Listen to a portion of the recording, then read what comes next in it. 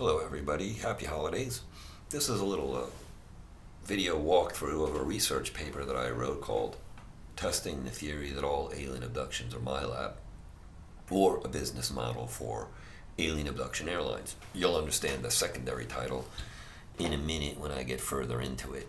The reason I did this paper was to test this theory that some people in the UFO community are making or asserting, which is that there are no real abductions, that all abductions, alien abductions that are being reported by abductees are actually being conducted by some military entity, hence the term MILAB, which is the acronym for Military Abductions. I've always found that to be kind of a ridiculous assertion, given just how many people around the world are saying that this is happening to them, not to mention the fact that I know several people personally that have or are undergoing this, and I've had personal direct I've seen UFOs myself, and while I don't think I'm being abducted, I did date someone back in around 1990 briefly that claimed to be being abducted and cooperating with the aliens, and who arranged a brief interview for me with an alien who consented, a gray. I won't get into that right now, but for me this is a real phenomena. It's not a fake phenomena. I have direct personal experience of a number of kinds that prove that this is a real ongoing thing. And so I thought I would write a little paper to test the feasibility of the MILAB theory. Now, the reason you would do something like this is to see, is it even possible for this theory to be correct? And if it is possible, how much would it cost, and how much material and manpower would be required? And the reason I wanted to do that is that my hope was that this would show that it's really kind of a ridiculous statement to be making, and so that we can kind of have some evidence and some data here, a model for showing why this is not likely to be the case, so that we can clear this nonsensical kind of a theory aside, but get it out of the way so that we can focus on trying to figure out what's really going on and stop wasting time with nonsensical theories like this. So what I did was I applied the kind of business analysis that I've done my entire career in an effort to investigate the feasibility of various business propositions and how much material and what it would cost in order to accomplish it. The first thing you need for a project like this is you need to know how many people are being abducted. Now, this admittedly is probably the hardest number to get. And however, in 1992, the Roper organization was contracted by the Bigelow Holdings Corporation to design a survey, to survey the population of the United States, to try to figure out how many people are being abducted. They were taking the phenomena seriously. This project had a number of serious people in the community involved. John Mack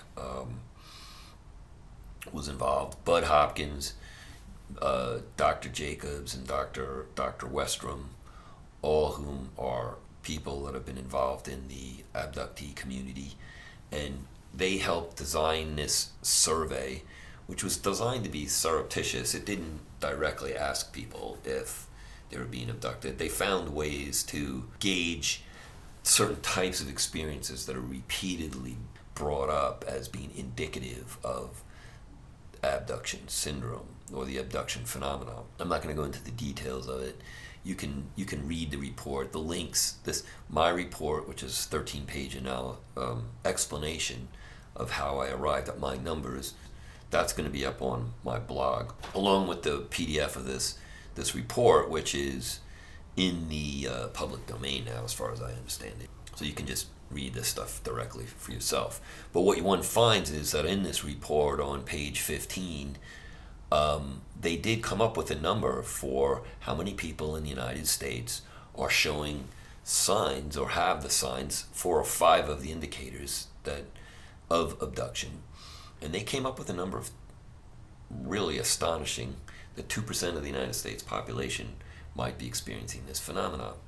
Now, that sort of makes sense when you talk to these people, because they will tell you that they're being repeatedly abducted over the course of their lives, more so when they're young and less so when they're older, and that it's numerous times a year, and that often they suspect or have seen during the abduction experience family members, either children or parents or grandparents, also being abducted at the same time. And so it seems to be something that is quite extensive. So, not having any better numbers, and was obviously a very professionally done poll, the Roper organization. The Roper organization are no pikers when it comes to this kind of thing. They're the real deal, and big corporations and people with a lot of money hire them to conduct surveys like this, so you can be sure that was done professionally. And they concluded that 2% of the population is being abducted or shows signs of abduction, and that's the number I'm going to go with.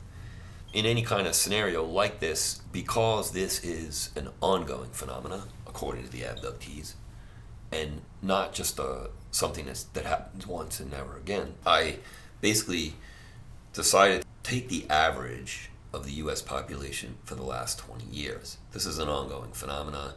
It doesn't happen once, so it's not reasonable to just use a number for a single year population slice. I used the average of the U.S. population over the 20 years, which is 307 million. And I applied the 2% to that number. Now, you can't just go straight with that number because of the fact that people report being abducted multiple times, more so when they're younger and less when they're older.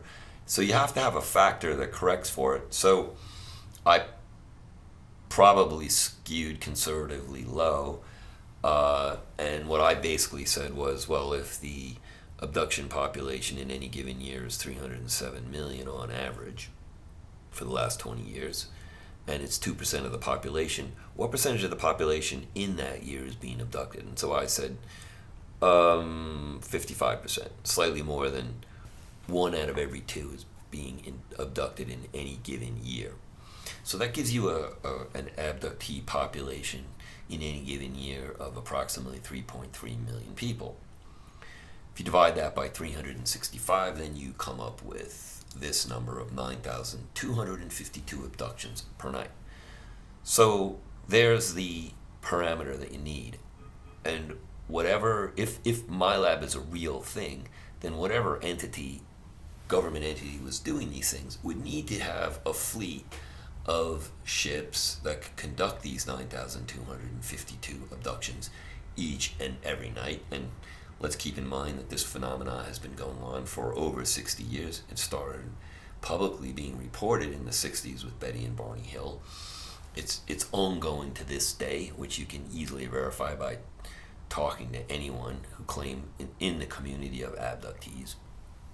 And so you have to assume that if this really is a MILAB operation and not an alien operation, then some government entity built a fleet of craft and are doing this. And so that's the operational parameter they need to meet. They need to be able to do 9,252 of these a day.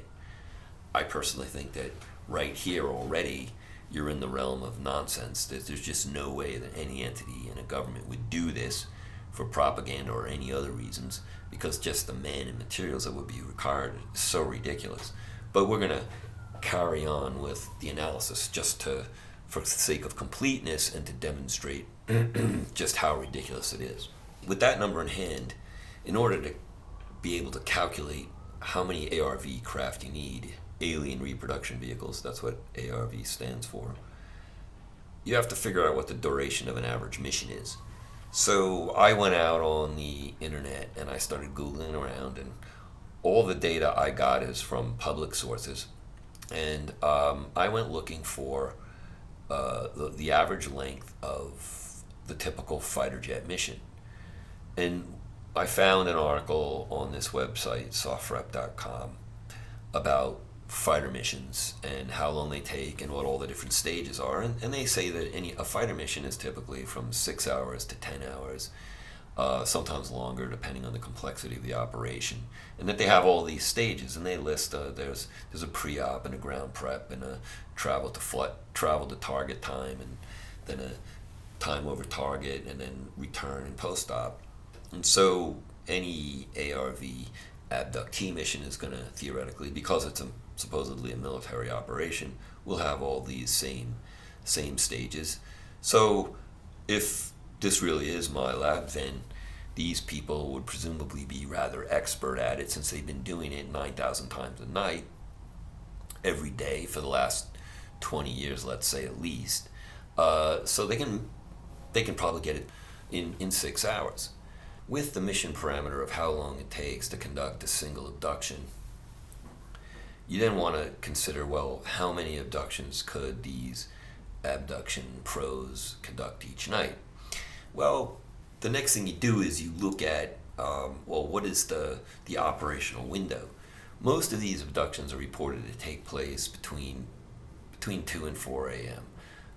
Some of them happens earlier, some of them happen later, some are even supposedly happening in the daytime, but for the most part they happen in the middle of the night during the witching hour between 2 and 4 a.m. Given that we have 4 time zones in the United States with this 2-hour window, that gives you a total operational window of 5 hours. So in the hypothetical MILAB mission with pro abductors, I was hypothesizing that they can theoretically get 2 done per night. Every alien reproduction vehicle that's conducting these things could potentially do 2 abductions a night. However, you have to qualify it with the stuff happens factor, which is this number here, 1.75. Now, what is the stuff happens factor? Well, the stuff happens factor is simply that they intended to abduct 2 people on any given night, but the ship goes there and then gets over the target and discovers that the person is not home. They went out, they're partying late, they're doing their thing with their significant other, or they went out for milk or whatever, and they just couldn't get it done. Now, personally, I think 1.75 is pretty generous, because this probably happens a lot more than only 1/8 of the time, but that's the number I picked. So basically what you're now saying is that they're going to attempt, every ARV is now going to attempt 2 abductions in any given night. It's going to take a total of 8 hours, regardless of whether they do it or not, but they're only going to accomplish 1.75 abductions. So with these numbers in hand, you need one more number before you could figure out how many ARV ships you need, and that's the operational life of an aircraft. So I went out on the internet again and started digging up data for the operational life and parameters for various aircraft, from the highly complex F-16, the B-2 bomber, to some commercial craft, 737 and the 767, to see what their operational parameters are for hours of operation per year. Now, the gating factor on these hourly numbers is apparently pressurization, depressurization cycles. When a plane goes up into the region of the atmosphere that requires pressurization and then depressurization, that puts stresses on the airframe, and there's only so many of those pressurization, depressurization cycles that a plane can go through, and that's basically the gating factor on the life of the plane. So if you go digging around, and I have footnotes at the bottom of this research paper, which will be available on the internet for anybody who wants to download it, you find that the operational life of the F-16 is 8,000 hours. The B-2 is about, in the 17-year period that this one article that I got this data from it was an article that was on the National Guard website, was talking about a B-2 that had the first one to reach 7,000 hours, and basically it had reached that after 17 years. 7,000 hours of operation. So from that I backed out that it's flying roughly 412 hours a year, which is interesting, and it's more than the F-16. And then for the 737, I went to the Boeing site and the 767, and I got the number of hours, the minimum hours that these planes were designed to fly in the lifetime. And they anticipate that these planes, these what they call short haul aircraft that are designed to be in the air between 6 and 8 hours a day, that they can fly 51,000 hours over 20 years. That's their operational kind of parameters. And the ditto for the 767, approximately 50,000 over 20 years. So the number of hours they're flying in any given year is on average 2,500. The other interesting number was, even though these were minimums, and that they could theoretically do more, they, at the time of the report and the data that I was looking at, roughly only 10% of the planes in existence had exceeded these operational parameters. And therefore I just said, well, it looks like for whatever reason the airlines basically stick to these numbers and don't really exceed them, perhaps for safety reasons, I don't know. But at any rate, it tells you that this is the number you want to use. So what I did was I basically took an average of these three things, which admittedly is a little skewed more towards commercial airlines than it is towards these super secret, particularly the B-2 high-tech aircraft, to come up with what would be an operational hour, a reasonable number of hours that one ARV could operate in any given year. And I came up with that it's 1,400. That's an average. Is that a reasonable number? I don't know. I would tend to say that I tend to think that whatever these things are, they're the super secretest, top secret, never before seen technology that supposedly, like one example of that people often give out there, they hypothesize this thing called a TR-3B, which is supposedly engineered or back engineered from recovered downed alien craft. It's a triangular looking thing. It's got anti-grav, it's super stealth, blah blah blah. So presumably whatever is doing these things is like one of those things. And what are its operational number of hours? But the data that we've already looked at is saying that they've got to be able to do this on a near more like an airline than a super high-tech fighter jet that flies a lot less. They have to be able to stay in the air a lot more. So that's why I took this number. Personally, it's probably way high. And if it's high, then we need a lot more aircraft, not less, a lot more than this analysis suggests. But anyway, this is the number we're going to use. So with that number in hand, you can then work out how many of these aircraft do you need, that if they can only fly 1,400 hours a year. So you take the number of hours that the number of abductions they have to fly every night, you divide it by the number of successful abductions that they can accomplish, and then you multiply it by the number of hours of each mission. So that what that does is that gives you the number of hours per day for all abduction ops. And then you take that number, multiply it by 365, and that tells you how many hours of abduction ops there are in any given year.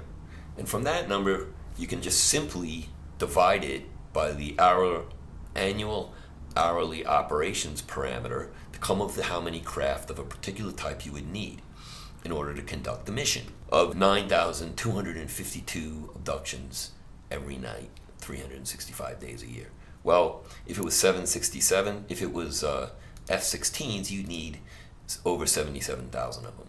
If it was B-2 bombers, and they really all had the operational characteristics of the one in that article, then you'd need 37,000 of them. And you'd need 6,000 Boeing 737s and 6,100 Boeing 767s.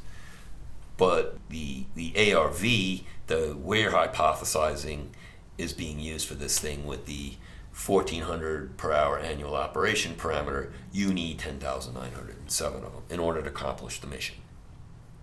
So with that number in hand, you can now say, well, what would it cost to build this fleet?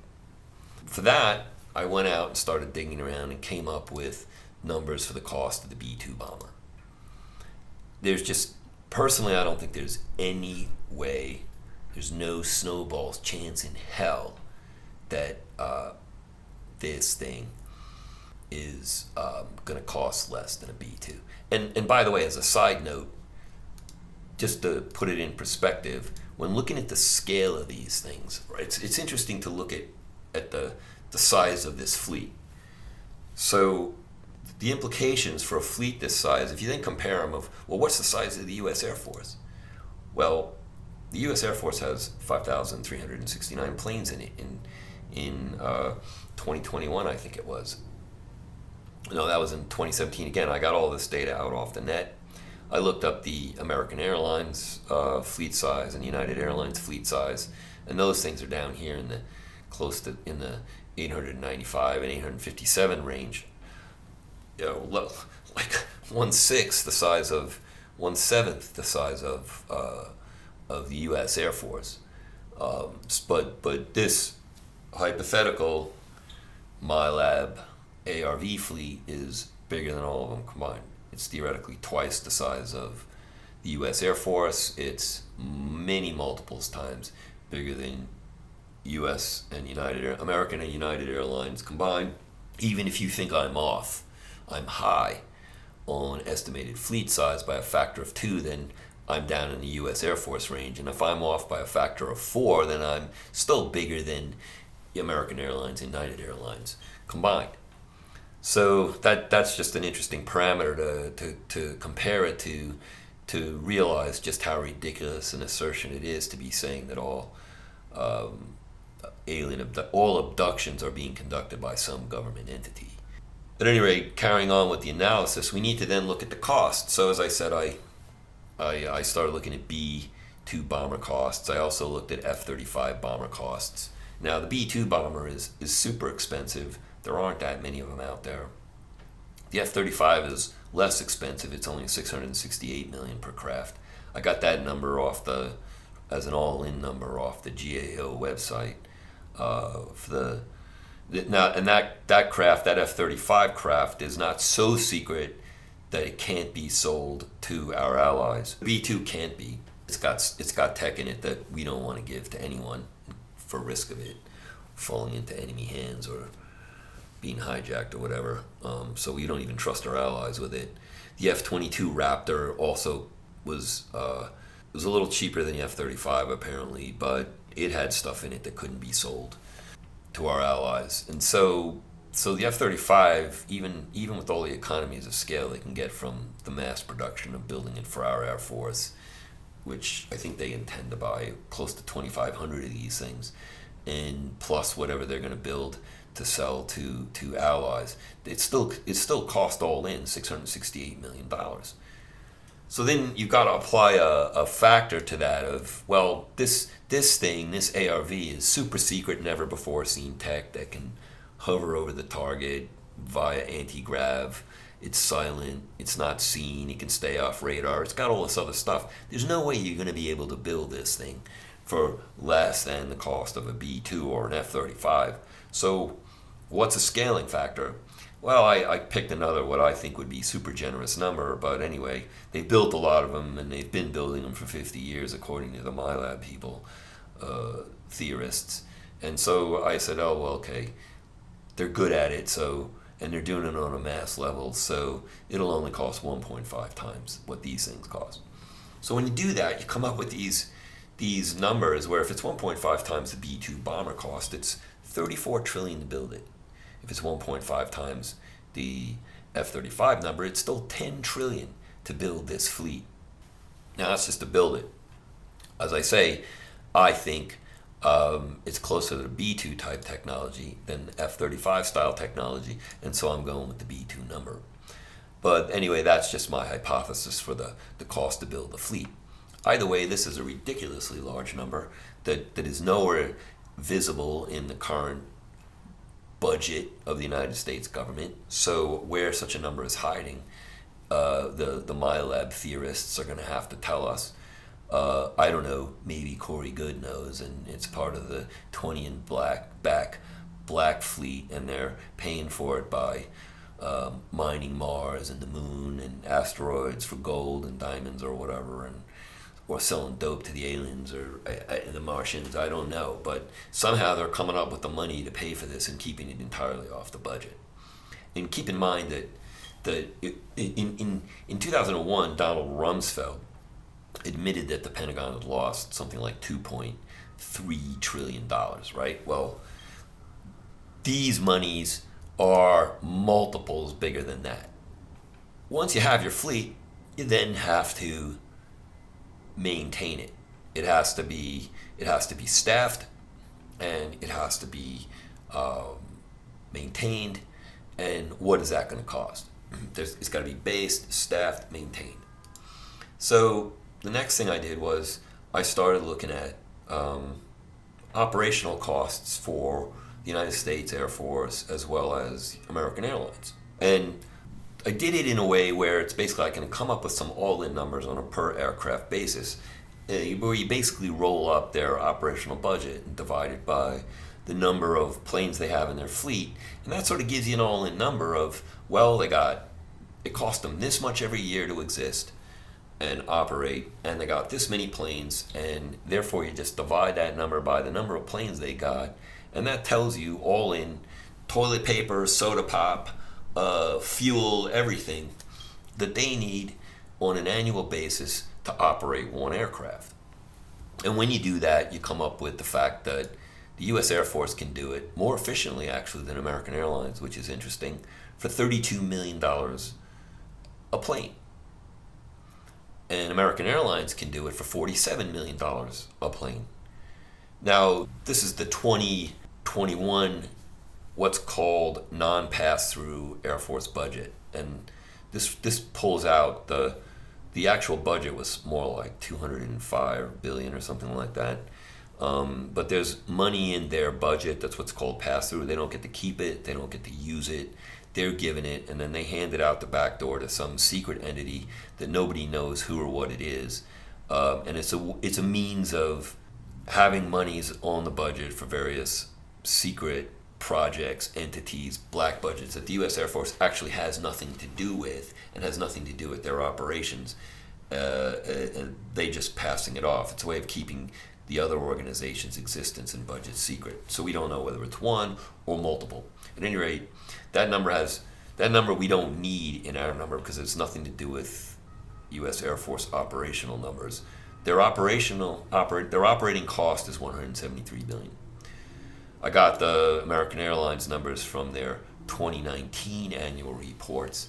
I use 2019 because COVID has seriously impacted their operations, and the last couple of years is not representative of the type of thing we're talking about.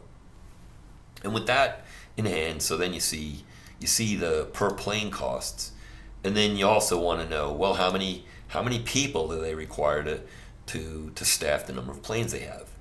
The U.S. Air Force has basically 329 active duty airmen and 172,000 civilian employees, and it's basically the combination of those two, or 502,000 people that are working on a day-to-day basis. This number does not include the reserves.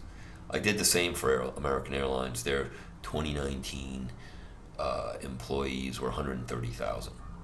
And so from that, you can then come up with a number for how many people are required to support a plane. So in the United States Air Force, they need 94 people to support 5,369 airplanes. American Airlines needs 145 people to support their 895 airplanes. Why is the U.S. government more efficient? Probably because the private sector has higher salaries. That's probably one number, and also budgetary constraints force them to do stuff more efficiently or to just go without or whatever. But don't let anyone tell you that the private sector can do it more efficiently and cheaper. They can't. It always costs more. So from this back out, the cost to run and operate our alien abduction airlines fleet.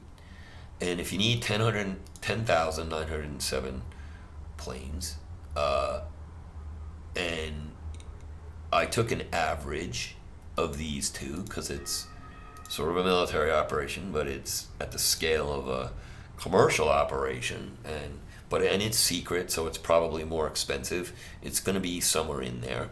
And I come up with that it costs $39 million per year to operate one of these craft. Again, I think that's probably low, considering this is super top secret technology that nobody's ever seen.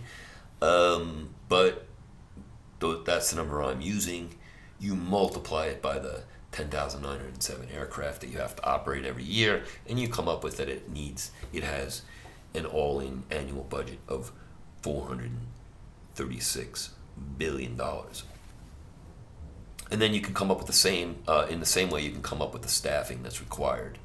And just by, taking the average of people per plane, and then, which is 119, and then applying it to the number of planes that you need to support, and you come up with that this entity would be 1.3 million people. And that sort of makes sense because it's roughly twice the fleet size of the U.S. Air Force, and it's going to need about twice the number of people that they need to support all their operations. Now, as a result of this analysis, it should be fairly clear that it's utterly ridiculous to be entertaining that all abductions are MILAB abductions. There's just simply no way that any government entity would conduct operations at this scale and be able to keep it off the books and hidden simply for propaganda purposes or disinformation purposes or whatever. I mean, the only reason an entity ever operates at this level is because of a mortal threat. That's why we have an Air Force. We perceive that there's a mortal threat to our safety, and we need to have that level of expenditure to protect it. But the propaganda or the disinformation objective is not a mortal threat. It's not one that requires this kind of ongoing annual operation at this level that's twice the size of the U.S. Air Force. That's just a ridiculous assertion. Conversely, though, this analysis does sort of suggest the size of, if it isn't the U.S. government, then who is doing it? Well, maybe it is the aliens. And if it is the aliens, this is the scale of their operation. At least it has to be. And guess what? The data backs it up. The 2004 Nimitz Tic-Tac event, radar operators there reported seeing hundreds of Tic Tacs descending into the atmosphere. And in light of data like this, one begins to see, well, why you might need that many kinds of craft and what they might be up to. And it also supports the kinds of stories that you hear from people in the abductee community who have seen these things, and these motherships, which are huge aircraft or city-sized things, which supposedly have hundreds of craft in them. So what this analysis shows is just the utter ridiculousness of the MILAB assertion, and I just hope that that this has been a useful little enterprise to help clear away this ridiculous theory, so that we can focus on trying to get to the bottom of what's really going on and understanding it. Thank you.